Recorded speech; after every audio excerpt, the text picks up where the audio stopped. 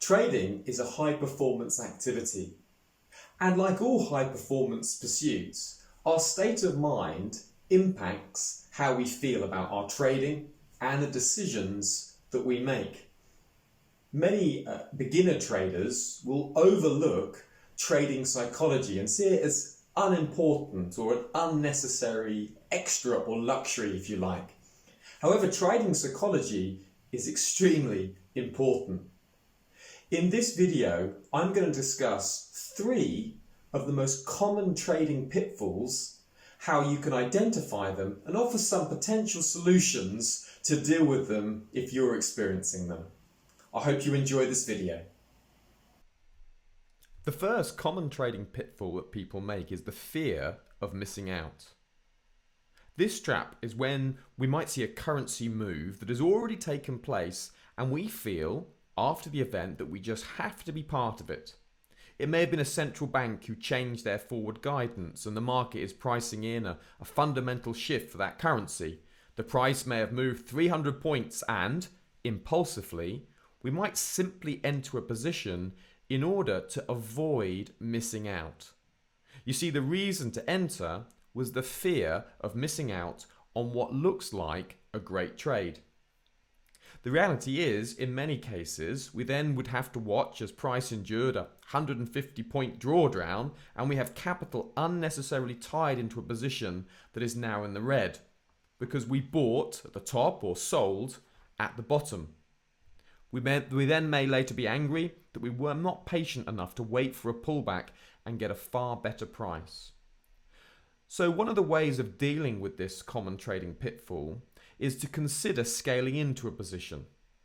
So in this way, you can enter a position if you're convinced that the price is going to move higher or lower, and then you can scale in as price moves back against your initial first position. In this way, by scaling into the position, you avoid being tied to only one entry point. The other way to avoid fear of missing out is to only enter on retracements. So when you see the initial move, look for a key retracement level to enter. It could be a Fibonacci retracement level, or a pivot point, or perhaps a daily support or resistance zone that looks like it would find buyers or sellers on a retest. The second common trading pitfall is becoming more aggressive after losing trades. Imagine the situation: you've just lost your 3rd trade in a row and you're furious.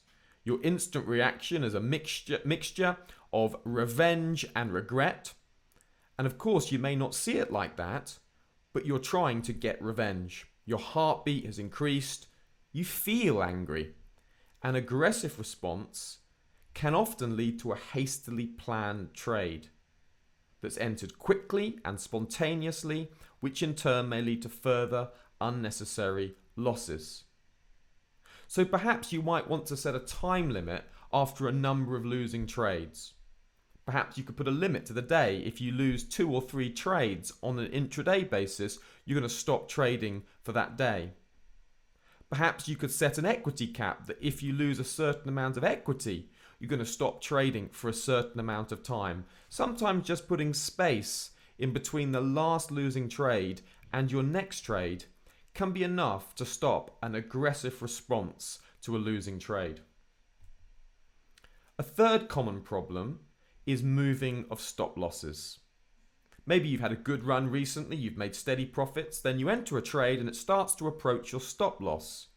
However, you don't want to take a dent to your trading record, so you move your stop loss further out than you planned. Price moves again and does not reverse, so you move your stop loss again. Surely price will reverse soon. All your profit from your good run has now been erased and you're desperate for a reversal. It never comes and you may end up taking a large and unnecessary hit to your account. One of the key aspects of trading is to always use a stop loss.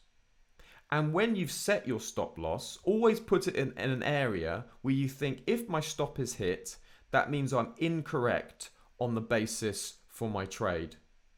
You should never be in a position when you're moving your stop loss. If you've ever been in that position, an alternative way of thinking is this: perhaps you still think the trade is good. Let's say, for instance, you wanted to trade the gold market.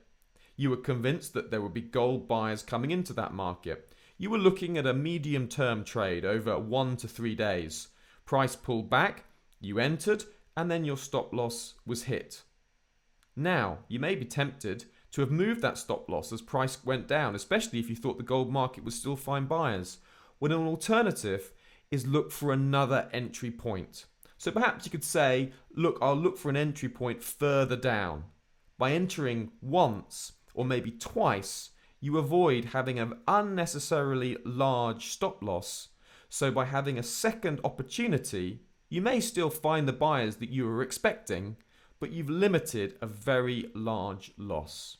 So that's 3 common trading pitfalls that we've covered in this video and some solutions of how to deal with them. I hope you find this video helpful. If you have, please like the video or share the video, and look forward to the next videos that I'll soon be posting.